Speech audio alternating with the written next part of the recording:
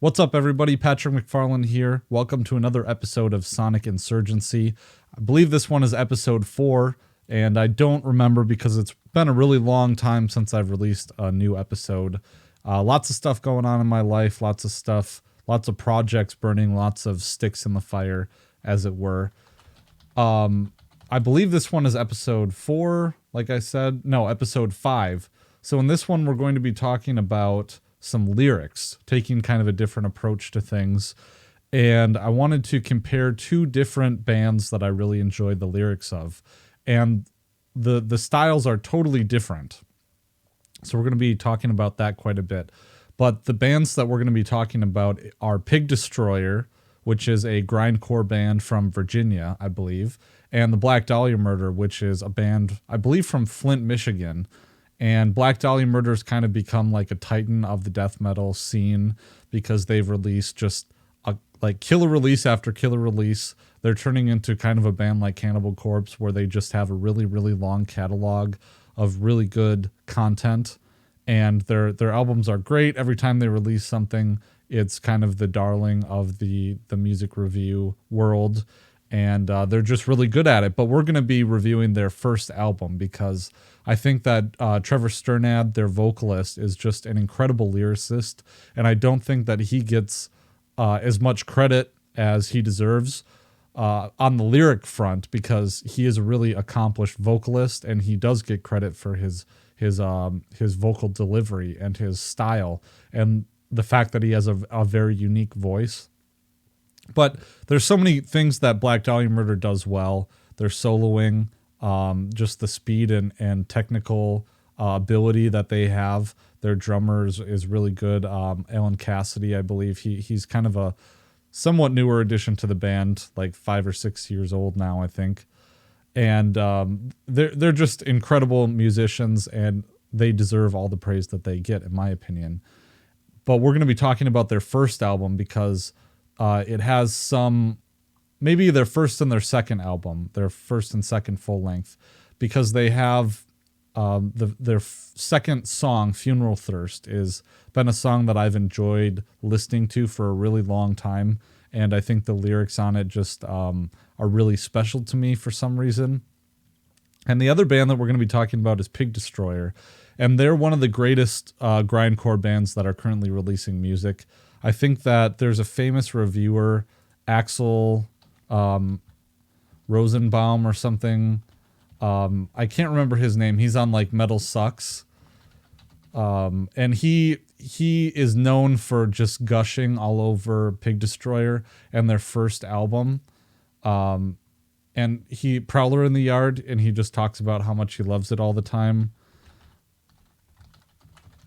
And I'm just going to look it up quick to make sure that I know who what his name is. Yeah, it is Axel Rosenberg. So yeah, he really, really, really, really likes this album. And that's because it's incredible. Prowler in the Yard. But we're not going to be talking about Prowler in the Yard. We're going to be talking about Bookburner. Sorry. 2012 release, Bookburner.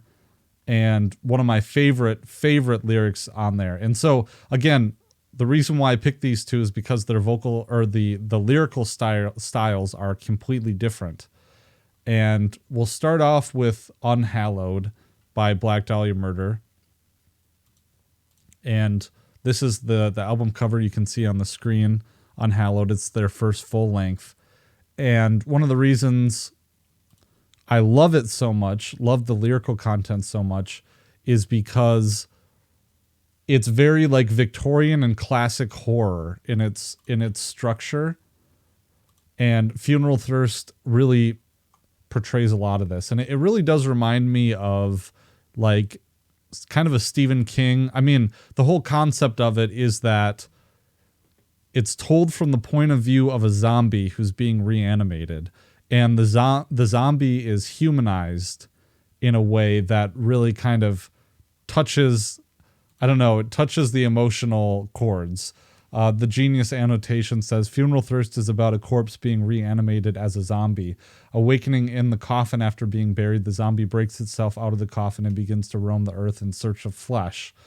Now that's a very, very shallow kind of summation of what this song is because, well, we'll just dive into the lyrics. So the first lyric is, "The brightest full moon light entrances me. It calls me forth, yet I have not the strength to move. In stasis I rot away and dream. I dream of forgotten years and dream of the touch of another's hand." And I think that, I don't know, the brutality of this song and how awesome the song itself is, it covers how sentimental these lyrics are. And sometimes when I read it, it almost like chokes me up a bit.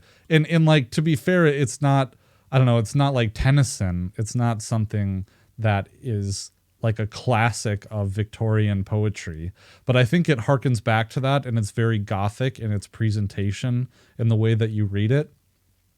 But this is a dead person thinking sentimentally about their life, and I think that's not anything that's ever presented in a zombie flick ever. Like I've never seen anything like this. In a way, it's like, I know the Black Dahlia Murder really loved the comic books, and in fact, one of their music videos was, I think, from Creepshow. It was like a play on Creepshow, where Creepshow and these comic books are known for having certain they're known for having certain like short stories and for it being campy and stuff like that. Well, Creepshow was, in the music video, they did a play on it where one of the guitarists is buried in the sand as the tide comes in, and that's kind of like a play on, I think a Creepshow, one of the Creepshow movies.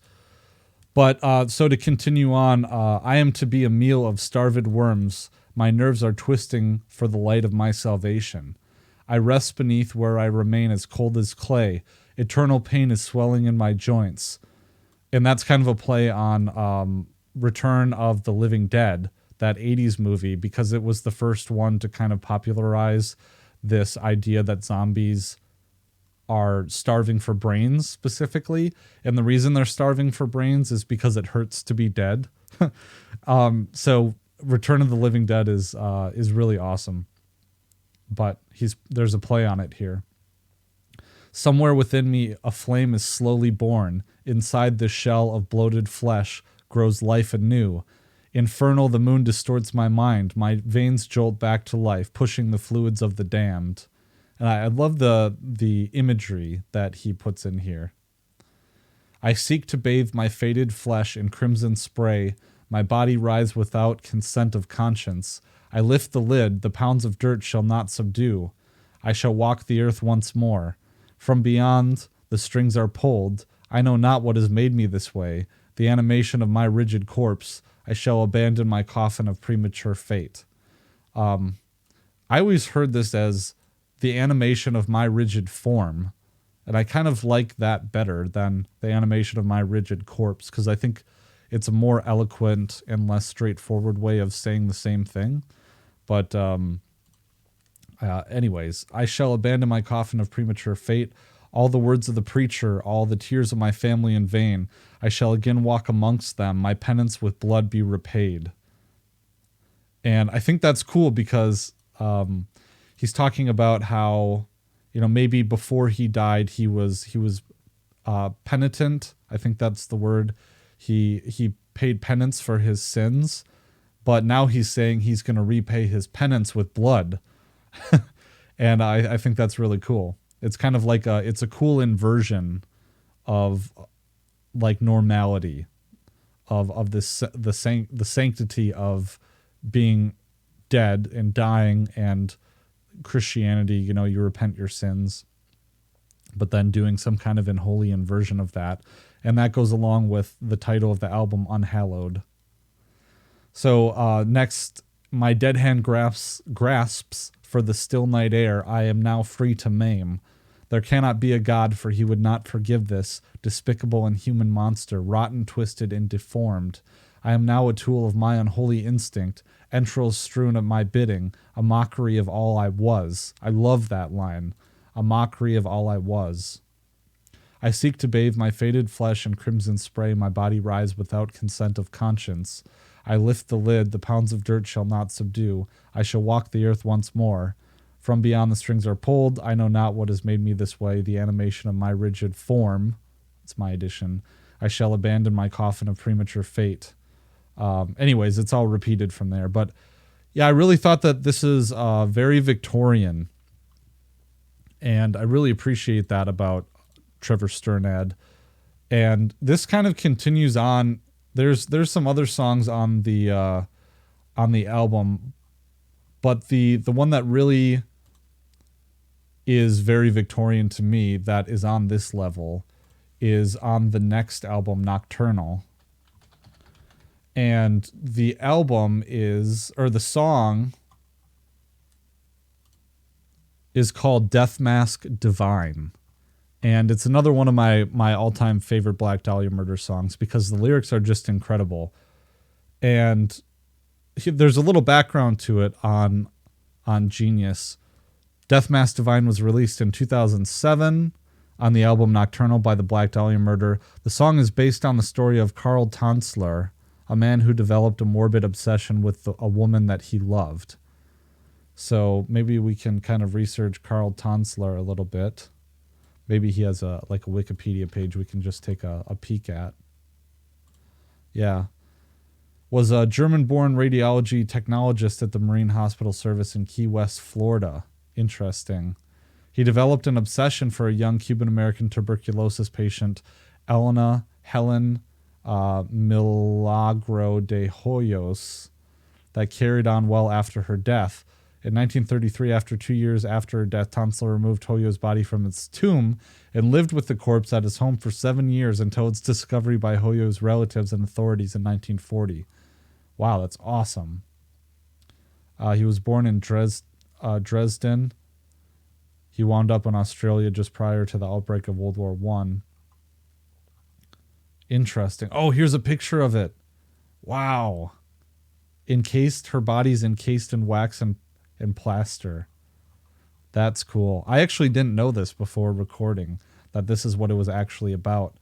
In some ways, it makes it a little less special to me, the song, because it's not something that he just made up. But maybe it's loosely based, just inspired by this story. But still cool nonetheless. So the lyrics are, removal of the eyes gives my heart a sudden chill. I preserve them in formaldehyde to gaze upon at will. How their greenish flecks befell me that starlit winter's night. I lost all that I ever was while locked within their sight. And you can see it's kind of a traditional poetry because I'm not counting the syllables or anything, but you can see he at least makes an effort to have each line rhyme. Removal of the eyes gives my heart a sudden chill. I preserve them in formaldehyde to gaze upon at will. That starlit winter's night, the next line, I lost all I ever was while locked within their sight. So those are rhyming stanzas. Before you sits a broken man, your fragile pinkish heart in hand. Peculiar how it can hurt so bad while love is only in the mind.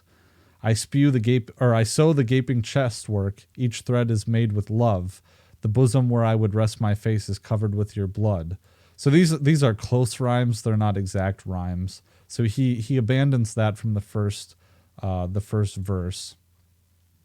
But I sow the gaping chest work. I love that line. It's an incredible line.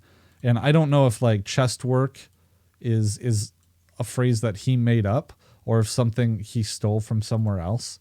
But I have stolen it because I love that. So the bridge says, no, this is not the end. You'll live on eternally. O Lord, it's not the end. My secret you'll forever be. Verse 2, I interrupt this transformation, a familiar lust swelling in me. A long and soulful kiss, the shades are drawn, the living world can't see. The coil of entrails, how curious the smell, so pungent to my eager nostrils, hands further compelled. No, it's not the end. Forever you'll be in my arms. And the chorus is, I could never let you go, my darling, cold and blue. I wonder, are you dreaming still, spread-eagled, blood removed? I weave the sucking trochar beneath your bruising skin. Tonight I'll lay beside you, darling, in necromantic sin. And I think it was great because throughout the years when I would listen to this, I'd go through a breakup or something like that, and I would think that that this song in particular is just some kind of like inverted, I don't know, horror movie version of a guy who had a breakup that was really bad, and he decided to do something to his ex-girlfriend or ex-lover, and it was just kind of a perverted like cautionary tale about that. And I know that this concept isn't old, right? There's a few of them, like Cold Ethel by Alice Cooper, or I know that there's Avenged Sevenfold had a song kind of like this. I'm not really a fan of Avenged Sevenfold, but some line about a heater and a corpse, like a heater to keep the corpse warm while you was my printer going off, to keep the corpse warm while you do untold things with it. And yeah, so there's another bridge. Pinned to the sheets like a prize butterfly, you're mine. I hear your voice so precious echoing deeply inside. I did my best to love you while you did live and breathe, this tender taxidermy trophy of the bereaved. So I love that song. It's just a great song. Love the lyrics to it. Very kind of gothic Victorian. And another one that's really good, another more popular one here is What a Horrible Night to Have a Curse. And Trevor Strnad has gone on all of his albums to tell stories like this. Just and one of the reasons why I'm so in love with Trevor Strnad's lyrics is that he's able to come in and come out and tell these stories kind of as if it was a comic book or something like that. And it's a perfect medium to do that. And I think in my own attempts at creative writing, it's been really hard to write a good short story in that comic book format, because a good short story is built out of character progression. And part of the problem is when you're writing a horror story just based off of a scene that you have in your head that's really cool, or imagery, or this comic book kind of perception. Like I've written stories about, a witch in the woods who like collects people and turns them into statues or taxidermied items that she can animate at will. And kind of the thing about it was that it was really hard to weave a character-driven narrative into that story when all you really have that you're going off of is an image in your mind. And Trevor Strnad, like in that Death Mask Divine, he has this ability to turn the character into someone who's somewhat sympathetic, and you get some of their motivations, but there's no real character progression through the poem or through the lyrics. And that's okay, because it's a song. You have other tools with which to kind of demonstrate that. And moreover, it's a metal song. It's not, this like deep story with a higher kind of meaning. It's pretty straightforward. Like, it is what you get. But the medium here is perfect for splashing those images up. And I think for taking like a comic book idea of what you would have like in a creep show or something like that, and just kind of painting these pictures. And What a Horrible Night to Have a Curse is also really good at doing that. This twisted, wretched place, shadowed by the utmost darks of hell, and dreams of black beyond the bounds of a withered witch's spell, where the doors surely are locked when the sun threatens to wane, where shamblers dwell in dim moonlight beyond the warmth of day. And it's very kind of Lovecraftian a bit, although Lovecraft, he goes way further into this cosmic horror kind of thing. But this is kind of a bit more traditional. Liars line the roads at dawn, watchful eyes are upon you held, sacred weapons to the sacred revealed to be unleashed in the council of hell. That's a typo on the website. Sacred weapons to the sacred revealed to be unleashed, it's the council of hell. Blood flows down the streets at night where wolves cry out for flesh. I don't know if that's kind of a play. Blood flows down the streets at night where wolves cry out for flesh, where a horrible curse taints the woodlands nearby with the forms of the walking dead. Unholy inversion of hope, twisting the faith of the meek into hate. driven insane by the Dark One to bring forth the foul biddings he speaks. The undead are among us. At dawn they shrink back to their silken beds. I love that one. It's kind of like a vampire thing, it seems like. At dawn they shrink back to their silken beds. They dance by night and drink the blood of a child's broken neck. His spires are growing taller still, their shadows spreading throughout the land, freeing the evils that sleep within the weaker minds of man. And I think that's a great line. Those two lines are awesome. And then the imagery of drink the blood of a child's broken neck. It's not just that they're biting, that they're biting a child's neck. It's that they've broken it to the point where blood is coming out of it. Subtle kind of tricks that he does that make it more unique and make it more repulsive in its imagery. And you can just see that What a Horrible Night to Have a Curse seems like it is the album cover here for Nocturnal, very famous album cover. This must be the castle when he says his spires are growing taller still.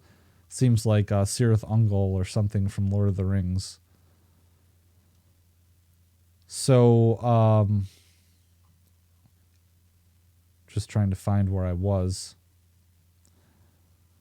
Freeing the evils that sleep within the weaker minds of man. Into the tower never go, the horrors multiply. The gears can mince the strongest ones, leaving heroes paralyzed. The rivers flow with poison, the sand swallow you whole. The ghouls that roam this darkened wood are thirsting for your throat. Unholy inversion of hope.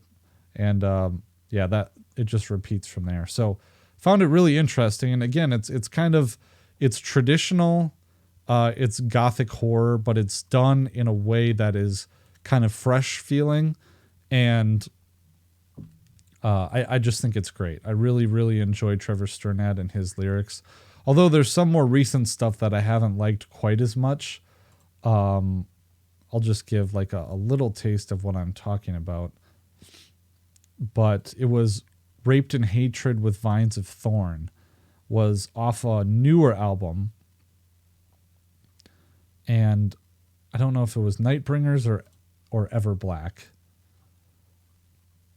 But I just didn't like it. I don't like it when people do this thing where they try to invert sentences by putting a comma in it and kind of stating it backwards. And this title in this song seemed too clunky to me. Raped in Hatred by Vines of Thorn. And I didn't know if he was, obviously it's an Evil Dead kind of homage, but I didn't know what he was really trying to do with it. Raped in Hatred by Vines of Thorn. It's this backwardsly worded thing that I just don't really appreciate very much. But dense, dark forest, dismal fog, a spectral force perverts these woods. Flights prevail, frantic escape, the unearthly horrors at each turn they wait. Wandering roots, they creak and move, slithering towards what mortal life intrudes. Terrified eyes open wide and snare her flailing limbs to the earth they're tightly tied. Raped in Hatred by Vines of Thorn, by the evil dead to ribbons ripped and torn. Flora possessed, suckling the gore. That's all right. That's pretty good. But I just didn't really, I don't know. The caliber of these lyrics in this song just is not the same. And Everblack is not my favorite Black Dahlia Murder album. Just doesn't hit the same to me. So that's just my feeling about that. It was a lot better on Unhallowed and Nocturnal, just in my opinion. So, and okay, so I've tried to emulate this. I've tried to emulate Trevor Strnad's stuff in that more traditional gothic horror style. I've tried to write short stories because I don't know if I've said this, but I when I was an undergrad, I tried to major. Well, I did major. I didn't try to. I majored in creative writing, and that was my focus. And yeah, I tried to emulate this kind of stuff in my writing during that time. And it was hard because it's hard. You got to be good to craft a character-driven story out of an image in your head, because the story has to be about the character struggle and the character overcoming something. And not just about a certain scenario. So next, I wanted to talk about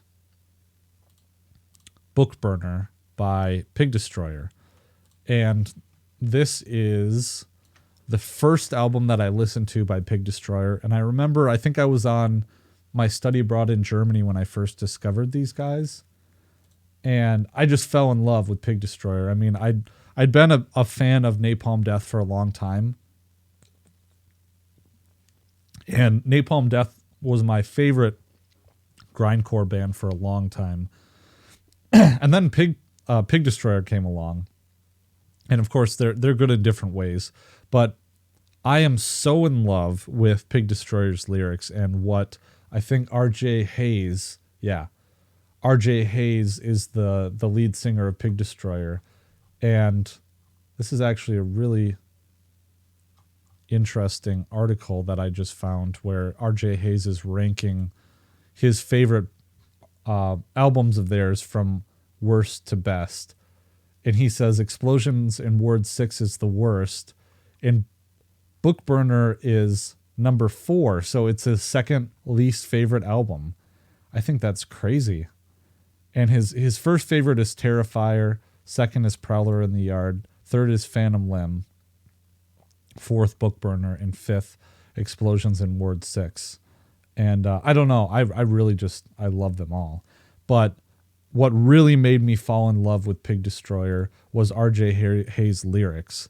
And they are just incredible. Like, I've since completely copied the style and tried to make it my own. And I'll share, for what it's worth, I'll share some poems that I've recently written trying to emulate his style. I have some better ones, but I couldn't find them. But my all-time favorite song, lyrics, is Sis, the first song off of Pig Destroyer. And there's a sample in the beginning. And when I first started listening to Pig Destroyer, I listened to this album, and the sample in the beginning, there's like an old-timey voice that comes out like, dangerously angry 1 minute, rockin' and rollin' the next. And then all of a sudden the band just hits in with like RJ Hayes just screams, and like it really takes off. And I don't know, I don't know if I can get away with playing it. Maybe I can. Maybe Spotify's going to strike me, but I don't give a shit because I only have like a couple of albums on here. Pig Destroyer, Sis. It's just the greatest thing ever. This fucking song. Let's see if I can. The sample's incredible. I mean, it's just... All right, let's go. See how this works.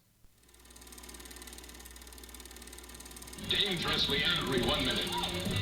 Rockin' and rollin' the next. So it just kind of hits you like a wave. I mean, it's really quick. And if you've never heard Pig Destroyer before, it's just like, it's incredible. Dangerously angry 1 minute. Rockin' and rollin' the next.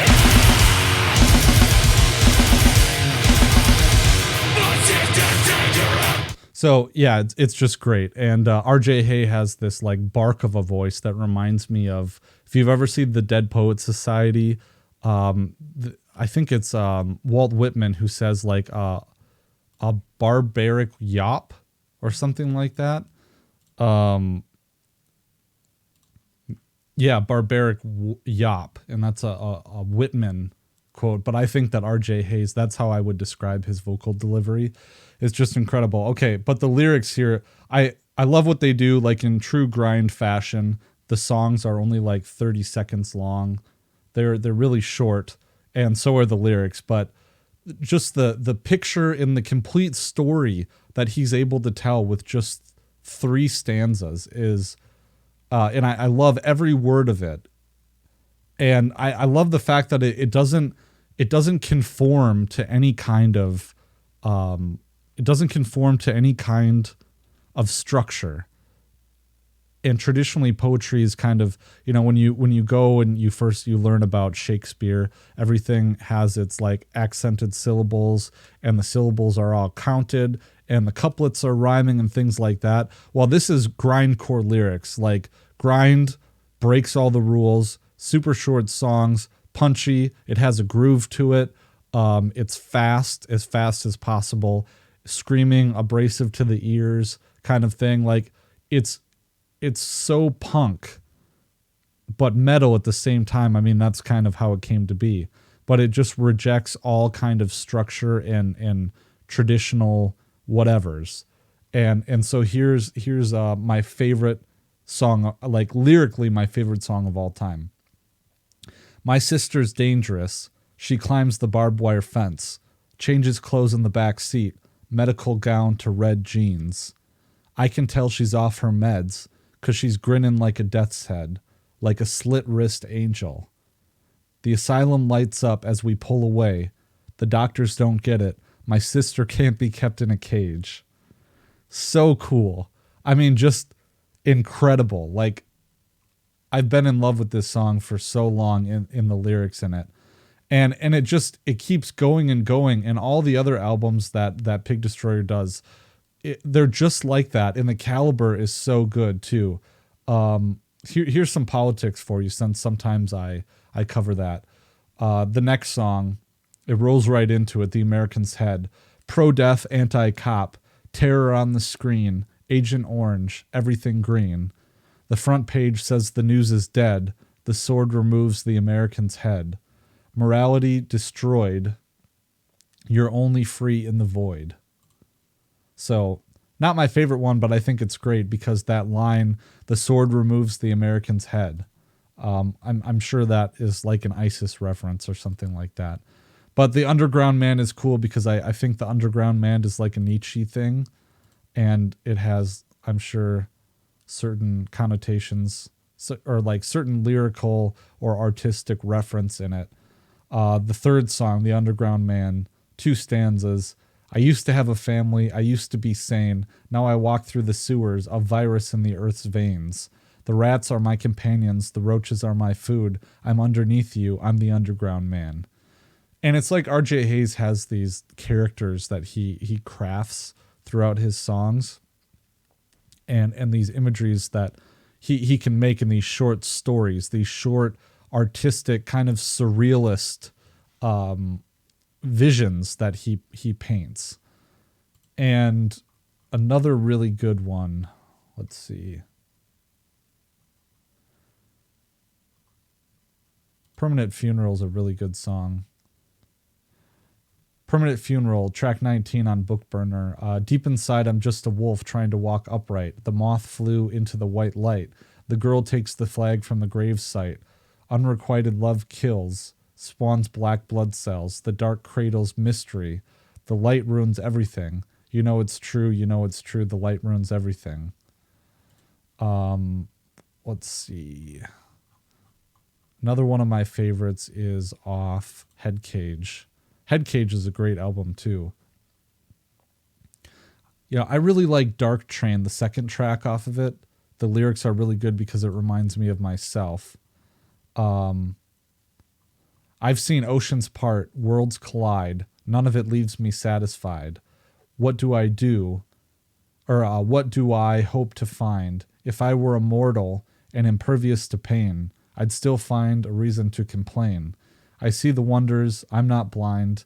I've just got a one-track mind that serves a dark train. And I think that's incredible. I mean, it really, I mean, it's about depression, it seems like, and someone who's an eternal pessimist, that you can have all these material things or you can have the success in life, but it's never enough. And it's not something that you can control. And I think it's great because it's relatable in my life, and I'm sure it's relatable in a lot of people's lives. Another one that I really, really like is, I'm trying to remember which one. Concrete Beast is a good one because I think it's the Federal Reserve is what they're singing about. This shouldn't exist, and yet here it stands. The lives it's cost, the energy it demands, the concrete beast. And if you look at a picture of the Federal Reserve, it's a big concrete building. So I like to think that they're talking about the Fed. Oops. The concrete beast has devoured the land, vandalized the rubble, crooked catwalk, slopes hard to the right. There's no windows in the unknown, architect's design. If you could only see the view from the balcony like a flood of bricks and steel, buildings fused together, impossible architecture. And let's see what the one that I like. Maybe it's the torture fields. Yeah. I love this one. Okay.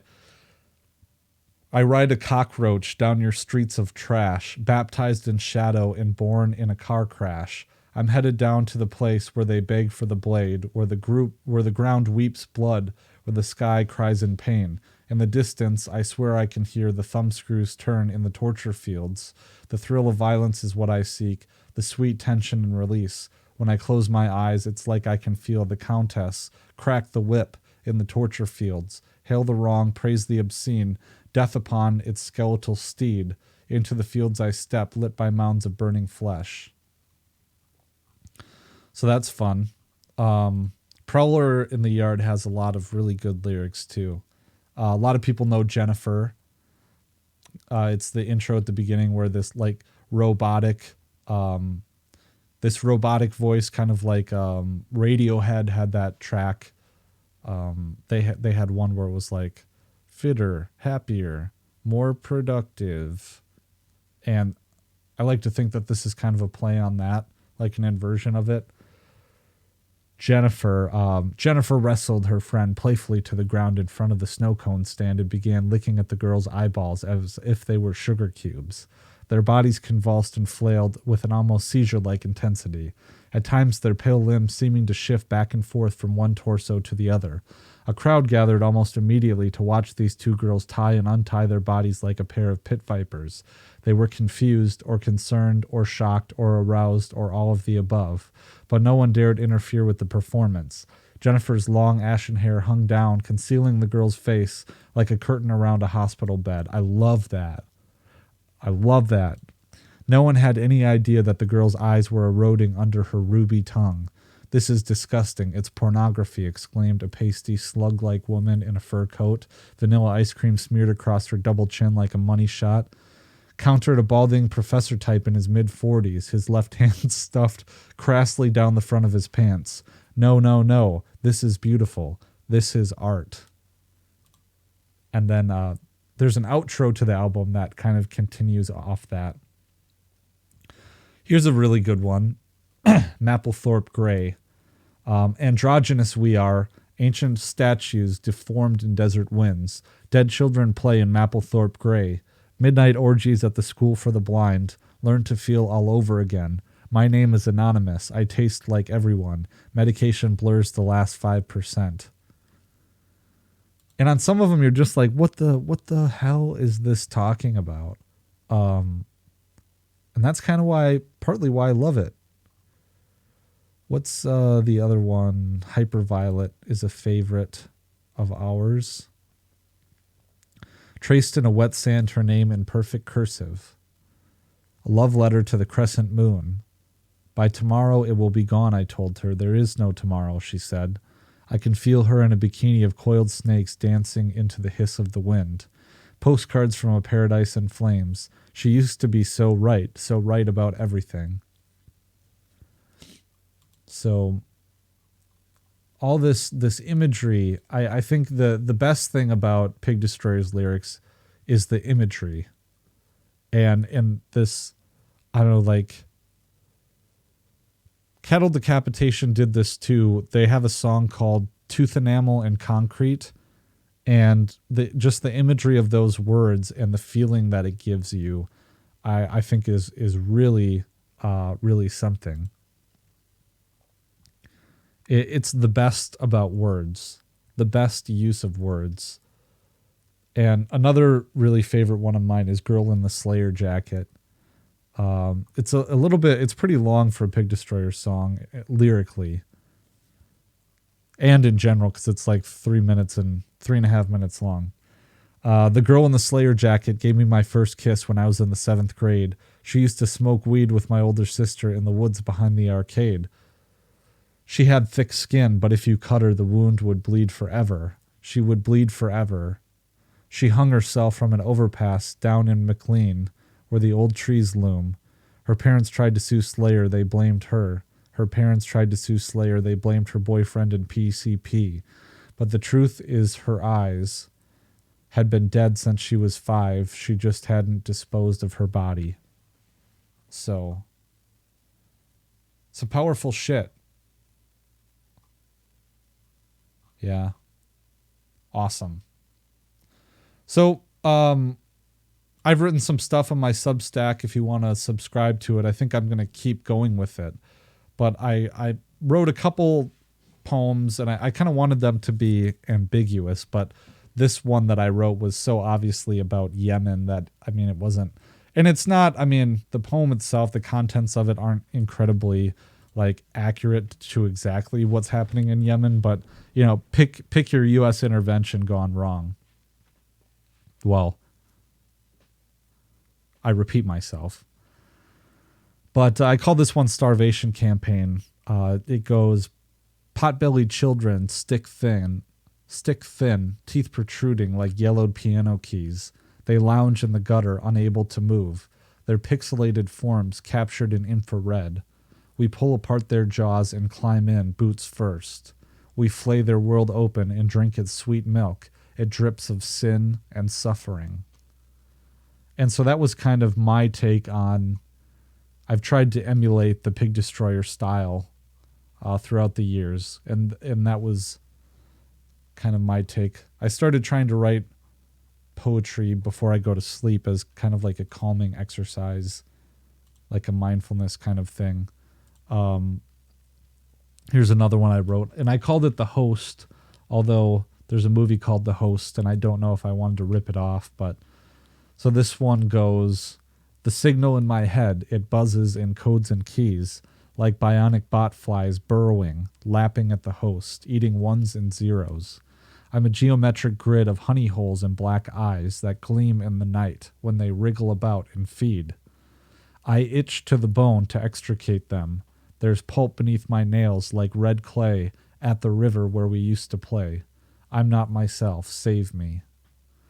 So I wanted that to kind of be like, I don't know, a technocratic situation where Elon Musk's Neuralink has been forcibly installed in everyone and people's thoughts are controlled, but they are conscious of it.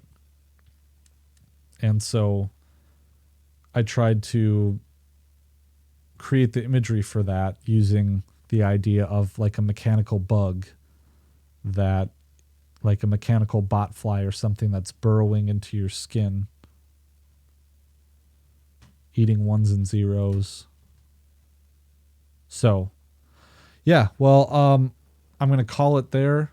I hope you enjoyed this episode of Sonic Insurgency. I don't really get to do this too often because, frankly, not a whole lot of people listen to this podcast. And there's so many other projects that I have spinning all the time. So, yeah, well, if you enjoy this, please let me know. Please share it about. Tell me what you think about these bands and what you think about my analysis of their lyrics and all that good stuff. Thanks a lot. Share, subscribe, like, rate, review, all that shit. Thanks.